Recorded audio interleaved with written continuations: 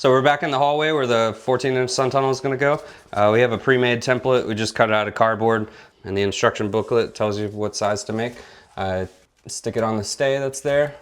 Trace my circle with a pencil all the way around the template. Slide it back down. I take the stay back out so I don't get poked. Drop it.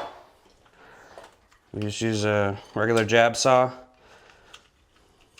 Sheetrock saw. I like the Linux. It's got a skinny blade. You're cutting a circle. It's easier to turn something with a narrower blade than a wider blade. I typically start on my right side. Get it through the sheetrock.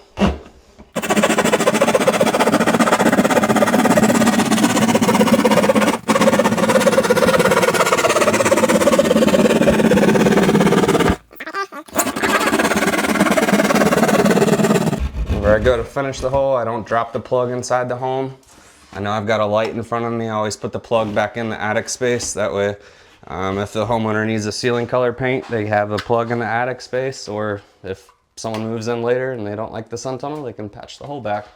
But from this point, you can see the tunnels where it's finished on the roof. We build the tunnel part way down. Then I'm left with this much tunnel. I take a tape measure. I'll measure the short side, which is normally a downhill side, and then I go to the uphill side, or check my lengths, and then I know I have to build the sun tunnel that length to lap over the piece that's sticking down and complete your installation. So I remember that number, go outside, build the sun tunnel, and we'll carry on. All right, so we're back outside, ready to put our the remaining piece of the sun tunnel together. I've got my kit with the sealing ring and the diffuser lens. I like to leave them in the bag so that the diffuser lens stays clean, no dust or debris get on it. I just simply take my thumbs, put them on opposite sides, twist it, find the opening or make an opening, take the sealing ring out. I always flip it over. The wide part is what you're gonna see in the ceiling, and if you have it face down, it could get scratched or dirt or whatever on it. So I always flip it over. I take this, put it inside somewhere safe. I keep it upright so the diffuser lens doesn't fall apart. I put it inside my work van, leave it there. I get my elbow. On that particular sun tunnel, it measured 29-30 inches long. Your sun tunnel complete put together with one piece of tubing on it is 35 inches long. You'll have about a 6-inch overlap. That'll add rigidity to the sun tunnel whenever it's complete. So again, I go back with the elbow, razor blade, cut the 3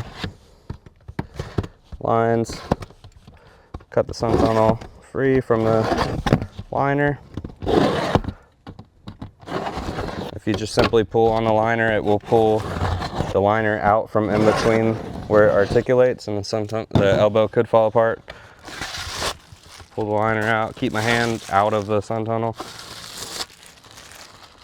Throw that away. On here, I don't tape any of the seams yet because I can get to all of them. I flip my ring over, make sure it's clean. On the inside of the sun tunnel, or the ceiling ring, it has notches and the rectangles line up. There are little fins that help guide it. I always take the seam, put that one in first, and then it will snap down.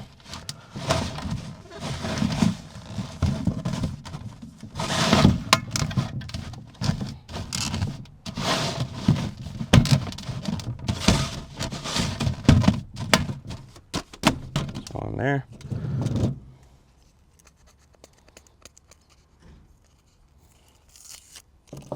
At this point, I'm going to tape where the elbow meets the ceiling ring. So I just pull off about 2 feet of tape. I get a little bit of it started. I always start my tape, the sticky part, I start past one of the hooks. I pull under that, so I'm underneath this, and I'll work my way around. I stay on top of the groove that sticks out. I work my way around. I don't worry about sticking the edges now. It's going to stick to the plastic. Keep the paper under it. Keep it a nice level, even line. And I end here, get a little bit of a overlap.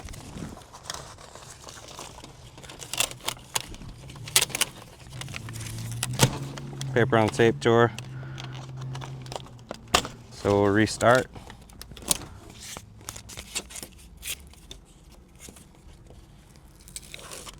Paper messed up, I knew it happened, so restart, tape here, carry on, get a little bit of overlap, tear it, and then I just keep it sideways, work it around. On this one I tape this seam because I know whenever I go I'm going to have a little bit of a gap left. Sure. Okay. Alright, so here I'm left with a little bit of a gap on the seam of the elbow. My tape won't cover that whenever I go to tape my elbow, so I always pull a piece off. Doesn't have to be that crazy long. I pull it off, tear it, and then I know whenever I tape my elbow I won't have any seams left. So I'll set it right here. Again, my measurement to build the sun tunnel is 29. Piece of tubing's 24.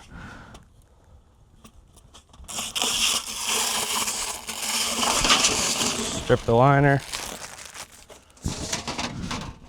Grab the top edge again. Same thing on the clips. I always point them away from the seam. Flip it over. Hook that in the middle. Catch those on your hooks. Make sure you're catching both pieces. So I always hook the bottom side because I can push against it, and then I let the top catch. On this one, I always put the seam away from me. I'm right-handed. The seams won't line up, but I flared the tubing, catch the far side, line the rectangles up, hold it with one side, take the clips. On the wide side, I put the clips downhill. That just keeps my tape uniform and none of the clips hit the articulation point. Flip to this side. On the uphill or short side, I point them up.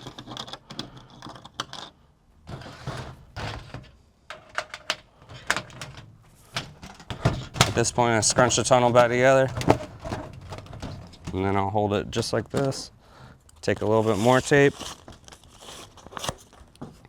and I tape off the seam where the tubing meets the elbow, and I keep the same pattern as the one coming down from the roof. So I'll tape the wide part first, run up. Sometimes you catch the uphill clip, tear that.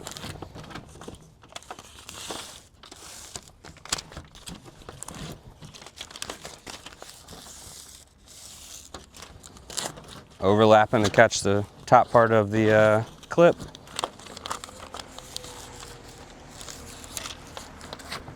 I don't worry about this one. Whenever I tape the elbow, it will catch that seam.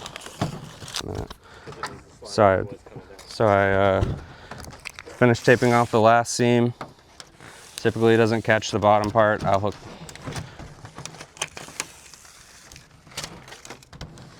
I do that. Whenever we built the tunnel on the downhill side, I taped off all the vertical seams.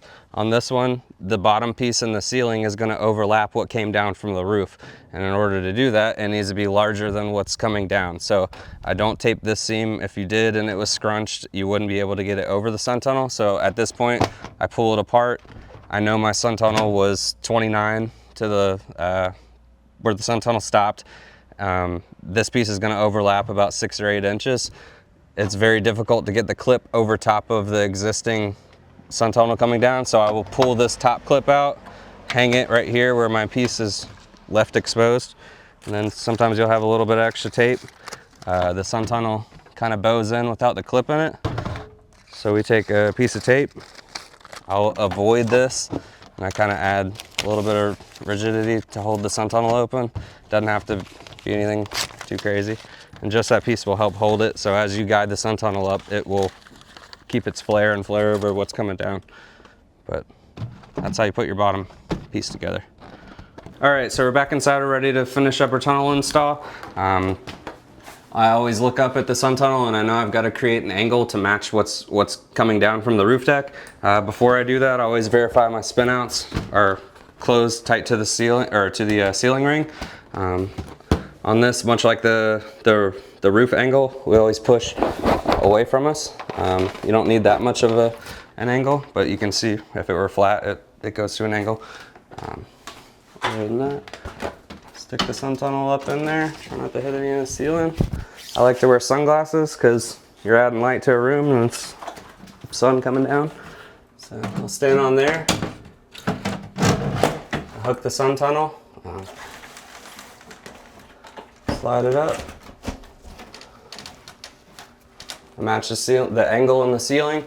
I like to run my fingers around to verify that it's flush with the ceiling and there are no gaps. If there are gaps, you've got to adjust the elbow accordingly. At this point, we work it back out of the hole. We pull it back out. I don't touch anything or alternate the angle. And the reason why is I'm going to pull it down and we're going to tape the elbow. It's just helps speed up the process. So I set it down, pull it off. I always catch the double side with the tape, and that way it catches both the top and the bottom ring so they won't twist. Catch that, push it down, and then I lay it on its side.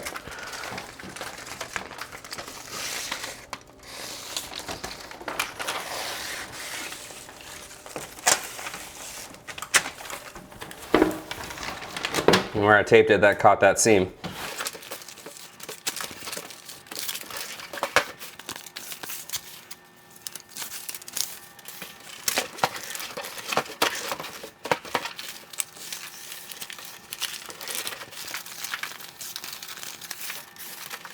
So I taped off all the seams. The reason why I taped the elbow off is in the summertime, you're exposed to pretty high heats in attic space. And also it's very difficult to balance yourself on rafters and tape an elbow that's below knee level. So whenever your tunnel is put together, this is more in reach. It's safer to tape. And so I come back, tunnel is locked in,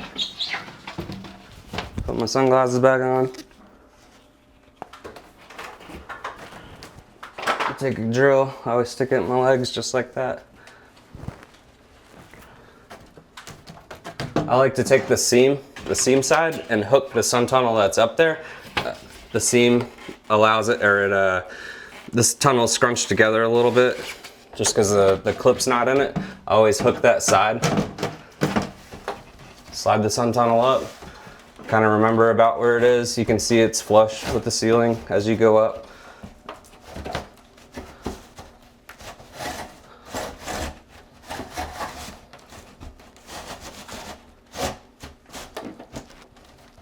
On that spot, run my fingers around, make sure it's flush. Take the drill, always do the opposite side, and my hands holding the other side, the near side. I spin it. You can either use a Phillips head screwdriver or a drill, and you just screw it until it's tight.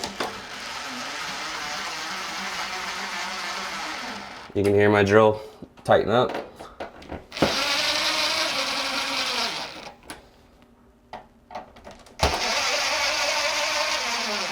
Work your way around. Sometimes in a 16-inch bay, you're cutting a 15-inch hole for your 14-inch sun tunnel, so they don't normally fit. Sometimes you run into where the spinouts will hit the joist, the ceiling joist. Sometimes you have to opt to cut them off with the tool. It's kind of a neat, there's a recessed hole in here where you can take the screw that comes out of that hole, run it up, and you will catch the rafter. By taking away the spin out, you ensure that the sun tunnel won't fall down on the ceiling because you're screwed into the joist. At this point, the sun tunnel's 3/4 complete, and we're ready to go in the attic, tape the seams off. In this install, customer opted for an optional solar powered nightlight. Solar powered nightlight, take it out of the box. So where our clips hang, or where our clips hold the sun tunnel together, the nightlight hangs in one of those rectangular holes.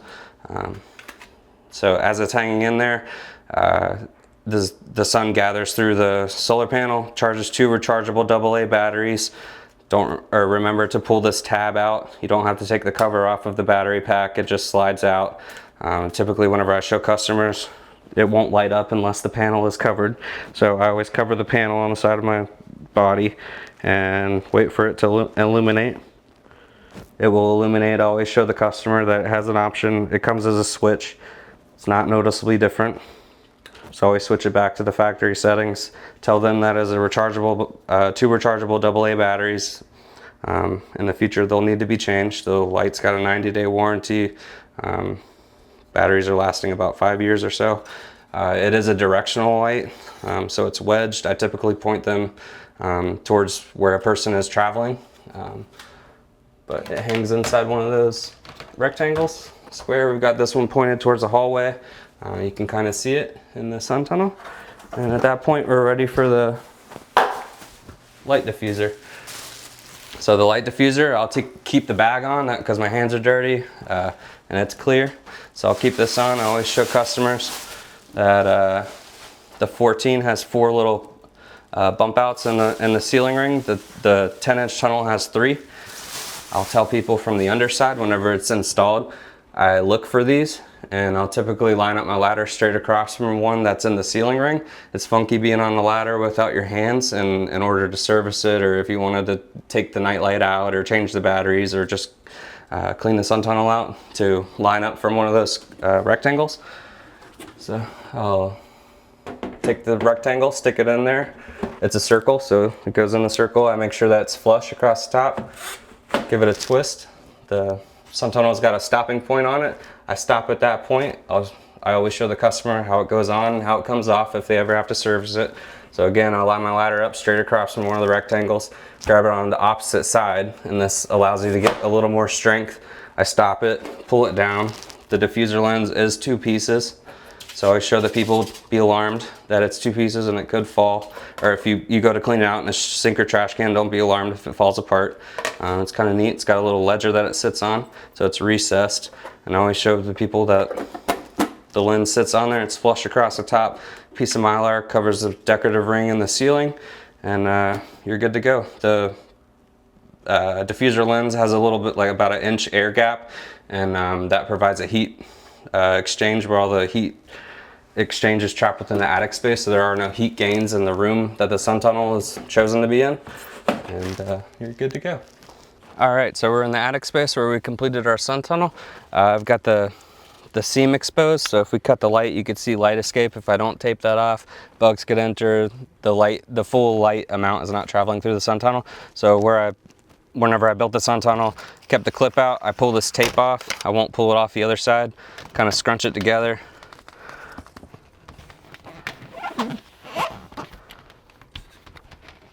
At this point, you can either take the clip, put back in there, or you can take screws and screw the lap to it. And I'll also take the tape, lay it back over that, and it just gives it a little extra security on here. Much like outside, I always tape the vertical seams first. So I'll tape here, catch the top part, tape the seam. So from here, if the lights were off, you can still see light escaping from the sides. That's why I always do 2 layers of tape. And I'll catch my clip, catch the light, put that on there. Where your night light is hanging in one of the rectangles, sometimes it punches through the tape. You can't help that. But where you just taped your seam, I installed the night light on that same rectangle. I'll catch that, catch the hole that the night light created, and then from here, we'll work my way around the sun tunnel, tape off all the seams.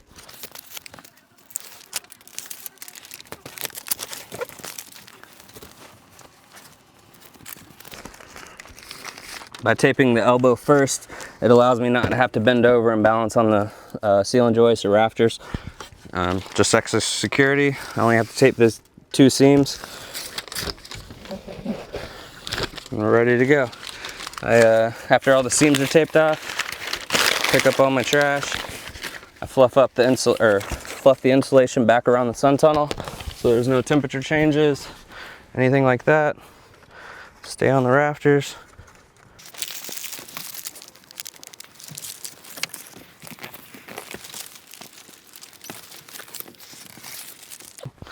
And as you can see, the sun tunnel's in a straight line from point A to point B. And following that process will get you that.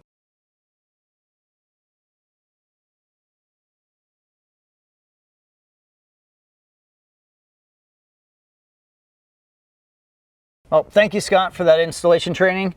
Anybody has any questions out there, feel free to call VELUX at 1-800-888-3589, or of course go to our website at pro.veluxusa.com. And thank you very much, Scott. Yep.